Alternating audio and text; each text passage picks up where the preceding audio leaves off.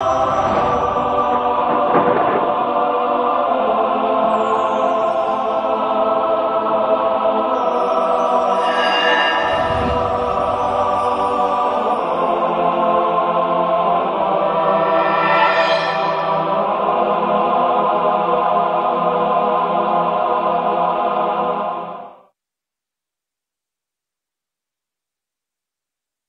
وَرَبِّكَ لَا يُؤْمِنُونَ حَتَّى يُحَكِّمُوكَ فِيمَا شَجَرَ بَيْنَهُمْ ثُمَّ لَا يَجِدُوا فِي أَنفُسِهِمْ حَرَجًا مِّمَّا قَضَيْتَ وَيُسَلِّمُوا تَسْلِيمًا۔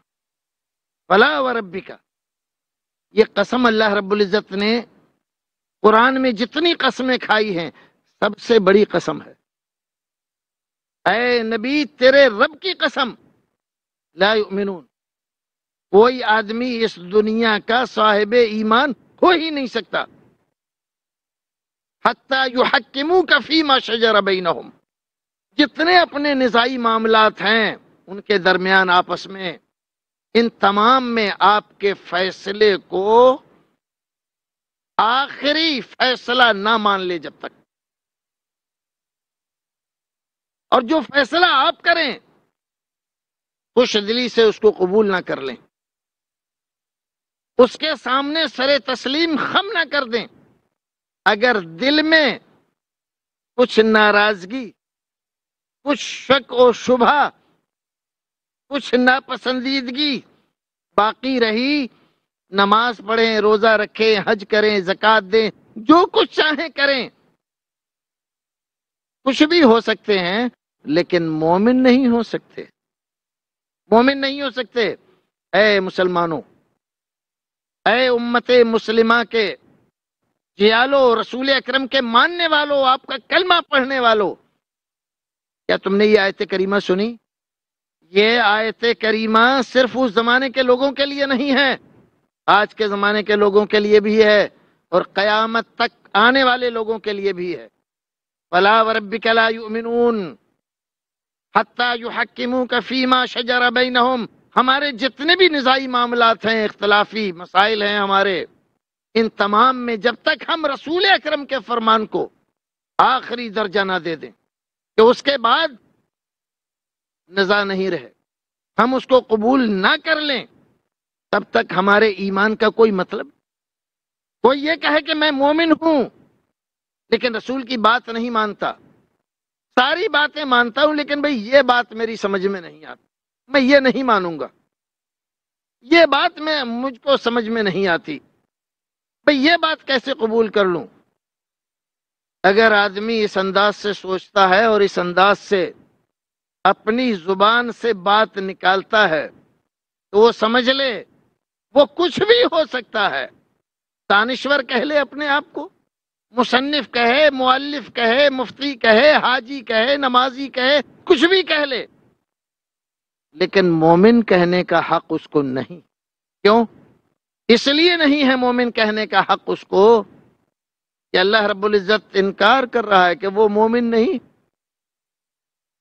مومن ہونے کے لیے شرط یہ ہے کہ رسول کے فیصلے پر راضی ہو جائے، چون و چرا نہ کرے، اور آپ کے فیصلے کے مقابلے میں کسی دوسرے کے فیصلے کی طرف نہ دیکھے۔ آپ کا حکم آ جانے کے بعد تمام طرف سے نظریں ہٹا لے۔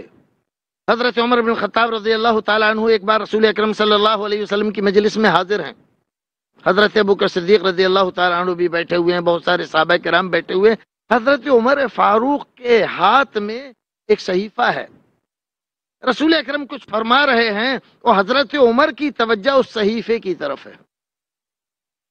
رسول اکرم کی جب نظر پڑی تو چہرے کے تاثرات بدل گئے، رنگ بدل گیا، آنکھیں غضبناک۔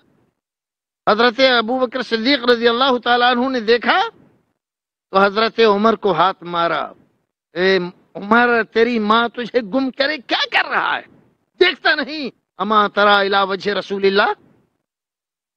حضرت عمر فاروق رضی اللہ تعالیٰ عنہ کی نظر رسول اکرم کے چہرہ انور پہ پڑتی ہے، کانپ جاتے ہیں، زبان سے نکلتا ہے رضیت باللہ ربا وبالاسلام دینا وبمحمد نبیا۔ میں اللہ کو رب مان کر راضی ہوں، اسلام کو دین مان کر راضی ہوں، اور محمد صلی اللہ علیہ وسلم کو نبی و رسول مان کر راضی ہوں۔ مجھے کوئی دوسرا رب نہیں چاہیے، دوسرا دین نہیں چاہیے، دوسرا نبی و رسول نہیں چاہیے، میرے لیے یہ کافی ہیں۔ اعلان رسول اکرم صلی اللہ علیہ وسلم کے سامنے، آپ کی مجلس میں تمام صحابہ کرام کے سامنے حضرت عمر فاروق جب کر دیتے ہیں تو رسول اکرم صلی اللہ علیہ وسلم کے چہرے انور پر وہ جو خفگی کے آثار تھے زائل ہوتے ہیں، اور پھر آپ فرماتے ہیں عمر کیا ہو رہا ہے؟ امتحوکون کما تحوکت الیہود والنصارى، یہ کیا ہے؟ میری موجودگی میں یہ کیا پڑھ رہے ہو؟ اللہ کے رسول، یہ توریت کے کچھ اوراق ہیں، بڑی اچھی باتیں اس میں لکھی ہوئی تھی، وہ پڑھ رہا تھا۔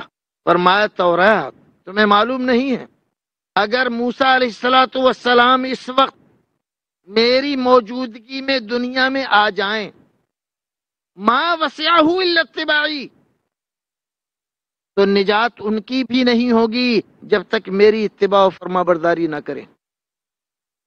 حضرت موسیٰ علیہ السلام جلیل القدر پیغمبر ہیں، اولو العزم من الرسل میں ان کا شمار ہوتا ہے۔ تورات جیسی عظیم کتاب اللہ رب العزت نے ان کو دی ہے، بے شمار نبی ان کی کتاب اور ان کی شریعت کی تجدید کے لیے اللہ رب العزت نے بھیجے ہیں، لیکن اس کے باوجود رسول اکرم کے آ جانے کے بعد حضرت موسیٰ علیہ السلام اگر دنیا میں آئیں گے تو اپنی شریعت پر عمل نہیں کر سکتے، رسول اکرم کے امتی بن کر آپ کی شریعت پر عمل کر کے ہی جنت پا سکتے ہیں۔ عظمتیں رسول اکرم صلی اللہ علیہ وسلم کی یہاں قرآن ظاہر کر رہا ہے، بیان کر رہا ہے۔ فلا وربک لا یؤمنون، کوئی آدمی ایمان والا ہو نہیں سکتا جب تک کہ رسول اکرم صلی اللہ علیہ وسلم کے فیصلے کو آخری فیصلہ نہ مان لے، راضی نہ ہو جائے۔ اگر دل میں کچھ کراہت ہے، ایمان نہیں۔ نبی اکرم صلی اللہ علیہ وسلم کی تعظیم، توقیر صرف یہ نہیں کہ اللہ رب العزت نے کی ہے، بلکہ اس کا حکم دیا ہے وَتُعَذِّرُوهُ وَتُوَقِّرُوهُ، میرے نبی کی تعظیم و توقیر کرو۔ تعظیم، توقیر، محبت یہ اختیاری چیز نہیں ہے، دل میں آئے تو تعظیم کر لی، دل میں آئے تو توقیر کر لی، دل میں آیا تو محبت کر لی، نہیں، فرائض میں سے ہے، واجبات میں سے ہے۔ اگر ان چیزوں سے جی چراؤ گے تو ایمان ہاتھ سے چلا جائے گا۔ لا یؤمن احدکم حتی اکون احب الیہ من والدہ وولدہ والناس اجمعین، وہی آدمی ایمان کا دعویٰ کرے اور مجھ سے زیادہ اپنے باپ سے محبت کرے، اپنے بیٹے سے محبت کرے، اپنے کسی اور ذات سے محبت کرے، اور پھر ایمان کا دعویٰ کرے، جھوٹا ہے یاد۔ ایمان کا دعویٰ تبھی کر سکتا ہے جب باپ سے زیادہ مجھ سے محبت کرے، بیٹے سے زیادہ مجھ سے محبت کرے، اپنی ماں سے زیادہ مجھ سے محبت کرے، اپنے محبوب سے زیادہ مجھ سے محبت کرے۔ اگر میری محبت سب سے اعلیٰ و عرفہ ہے تب اس کو یہ حق پہنچتا ہے کہ وہ اپنے آپ کو مومن اور مسلمان کہے، ورنہ نہیں پہنچتا۔ حضرت عمر فاروق رضی اللہ تعالیٰ عنہ، بخاری شریف کی روایت، رسول اکرم صلی اللہ علیہ وسلم کے ساتھ ساتھ جا رہے ہیں، اچانک عرض کیا اللہ کے رسول، میں آپ کو تمام چیزوں سے زیادہ محبوب رکھتا ہوں، سب سے زیادہ محبت آپ سے کرتا ہوں، باپ سے، بھائیوں سے، بیٹوں سے، دنیا کی ہر چیز سے زیادہ، الا نفسی، مگر اپنی جان سے زیادہ محبت نہیں کرتا۔ رسول اکرم صلی اللہ علیہ وسلم نے فرمایا والذی نفسی بیدہ، عمر کس چکر میں ہو؟ قسم اس ذات کی جس کے قبضے میں میری جان ہے، جب تک تو اپنی جان سے زیادہ مجھ سے محبت نہ کرے گا ایمان والا نہیں ہو سکتا۔ عمر جیسا آدمی اپنا سب کچھ نچھاور کر دیا رسول اکرم صلی اللہ علیہ وسلم کے لیے، لیکن رسول کے دربار سے فیصلہ آ رہا ہے جب تک مجھے اپنی جان سے بھی زیادہ عزیز نہیں رکھے گا مومن نہیں ہوگا۔ حضرت عمر فاروق رضی اللہ تعالیٰ عنہ نے جب یہ سنا، قسم کھا کر فرمایا اللہ کے رسول، اب آپ مجھے میری جان سے زیادہ عزیز ہیں۔ فرمایا الان یا عمر، عمر اب تم حقیقت کو پہنچے ہو، اب تم نے صحیح بات کہی ہے، اب تمہیں مکمل ایمان نصیب ہوا ہے۔ جو آدمی رسول اکرم صلی اللہ علیہ وسلم کی محبت اپنے باپ، بیٹے، بھائی، بیوی، رشتہ دار، ناطے دار، تجارتیں، کاروبار، مکانات، ان تمام سے زیادہ آپ سے محبت نہ کرے۔ قل ان کان آباؤکم و ابناؤکم، یہ آیت کریمہ پوری کی پوری پڑھیے اور پھر دیکھیے آخر میں، دیکھیے اللہ رب العزت آیت کے آخر میں فرماتا ہے، اللہ رب العزت فاسقوں کو پسند نہیں کرتا۔ کیا مطلب؟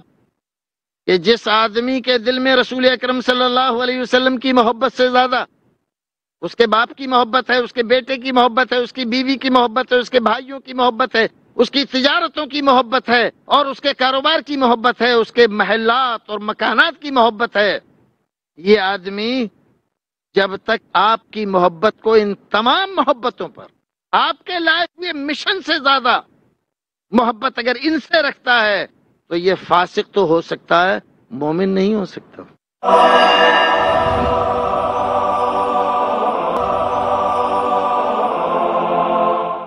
سبحان اللہ۔ اللہ رب العزت نے عظمتیں بیان فرمائی اپنے نبی کی، یہ عظمت ہے رسول اکرم صلی اللہ علیہ وسلم کی جو قرآن بیان کر رہا ہے۔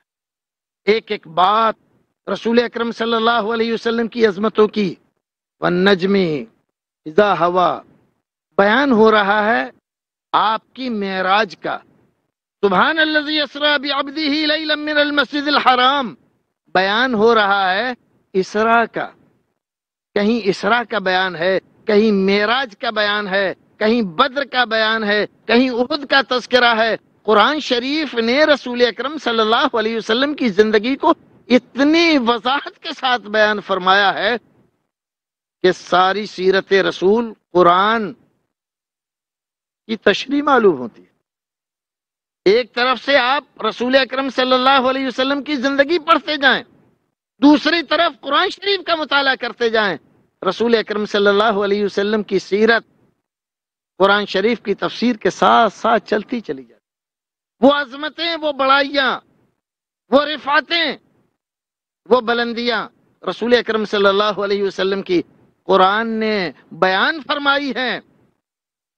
اس کی وجہ سے بہت سارے علماء کرام نے تاریخوں سے الگ ہٹ کر سیرت کی کتابیں اور راویوں کے بیانات سے الگ ہٹ کر صرف قرآنی سیرت پر مستقل کتابیں لکھی کہ سیرت رسول کو قرآن جس انداز میں بیان کرتا ہے۔ رسول اکرم صلی اللہ علیہ وسلم کی عظمت اگر آپ کی تعلیمات میں آپ دیکھتے ہیں، جو تعلیم آپ دنیا والوں کے لیے لے کر آئے، آج اس دنیا میں سب سے بڑا اس کو مانا جاتا ہے جو دنیا میں چین، سکون، شانتی کی بات کرے، عزت، وقار، اس کے لیے لوگ مانتے بھی ہیں اور سمجھتے بھی ہیں۔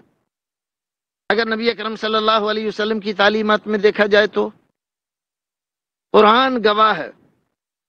قرآن جہاں یا ایھا الذین آمنو کہہ کر مومنوں اور مسلمانوں کو خطاب کرتا ہے، وہیں یا ایھا الناس کر دنیا کے سارے انسانوں کو خطاب کرتا ہے۔ رنگ، نسل، زبان، علاقہ کسی کی تخصیص نہیں کرتا۔ رسول اکرم صلی اللہ علیہ وسلم ساری دنیا والوں کے لیے نبی و رسول بن کر آئے۔ کبھی آپ نے یہ نہیں کہا کہ میں عرب والوں کے لیے نبی بن کر آیا ہوں، عرب والوں کے لیے رسول بن کر آیا ہوں، میری تعلیمات عرب والوں کے لیے۔ دنیا کے اور پیغمبروں نے اپنے آپ کو کسی علاقے، کسی قوم کے لیے خاص بتایا، لیکن قرآن اعلان کر رہا ہے کہ میرا نبی ساری انسانیت کے لیے نبی و رسول بنا کر بھیجا گیا۔ وما ارسلناک الا رحمۃ للعالمین، آپ کو سارے عالموں کے لیے رحمت بنا کر بھیجا گیا ہے، سارے عالموں کے لیے۔ آج دنیا میں غریب، مسکین، نردھن، پھر عورتیں، پھر ایسے لوگ جو بیچارے جاہل ہیں کسی خاص علاقے میں رہتے ہیں، ان کے پاس کوئی وسائل نہیں ہیں۔ رسول اکرم صلی اللہ علیہ وسلم کی تعلیمات اگر دیکھو تو ہر ایک کے لیے سراپا رحمت ملیں گی۔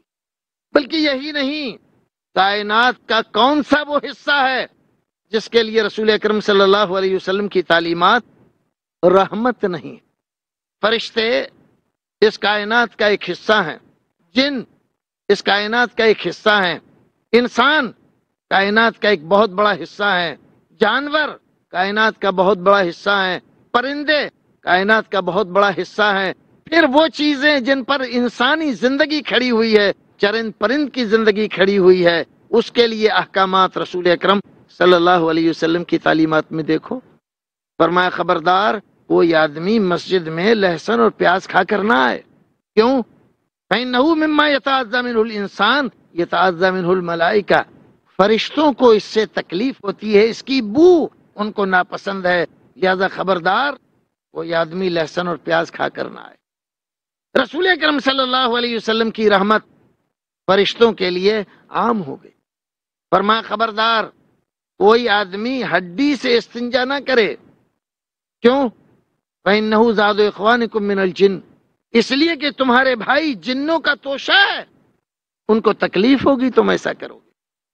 نبی اکرم صلی اللہ علیہ وسلم نے عورتوں کے لیے دنیا سے جاتے جاتے جو اپنی امت کو وصیت فرمائی، خاص طور سے عورتوں کے بارے میں، خاص طور سے غلاموں کے بارے میں، زیر دستوں کے بارے میں، محکوموں کے بارے میں، الصلاۃ الصلاۃ وما ملکت ایمانکم، اوصیکم، میں تمہیں وصیت کرتا ہوں، بالنساء خیرن، عورتوں کے بارے میں اچھی وصیت کرتا ہوں، ان کے ساتھ بہتر برتاؤ کرنا، اچھا سلوک کرنا۔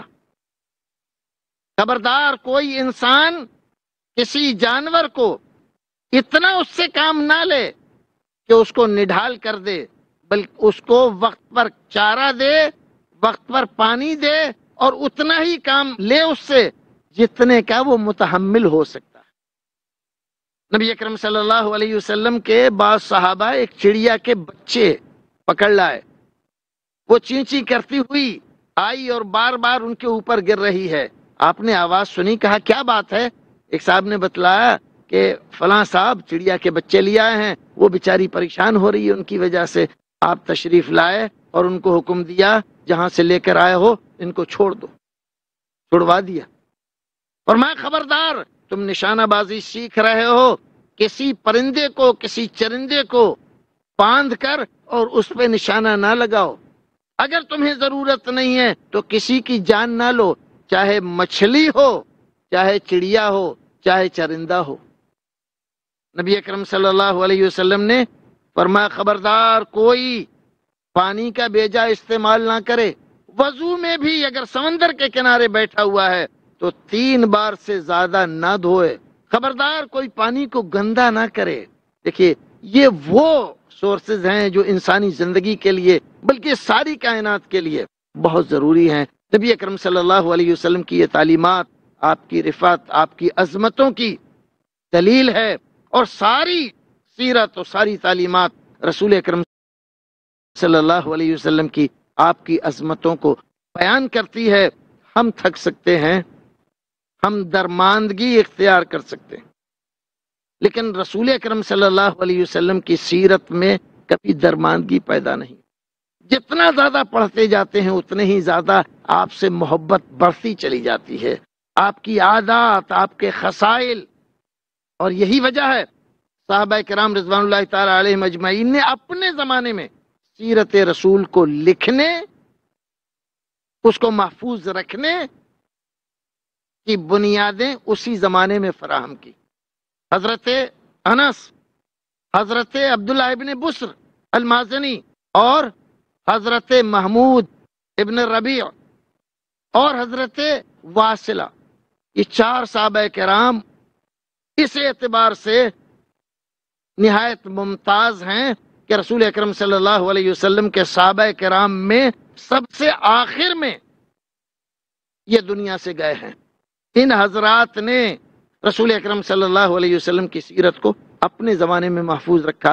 دنیا میں کوئی شخصیت ایسی نہیں کہ اس کی زندگی کے حالات و واقعات سے لے کر اس کے جسم کے ایک ایک عضو اور حصے کو، آپ کی ناک کیسی تھی، آنکھیں کیسی تھیں، بال کیسے تھے، داڑھی کیسی تھی آپ کی، اور آپ کے رخسار کیسے تھے، آپ کے ہاتھ کیسے تھے، قد کتنا تھا، ایک ایک چیز صحابہ کرام رضوان اللہ تعالی علیہم اجمعین نے محفوظ کر کے رکھی۔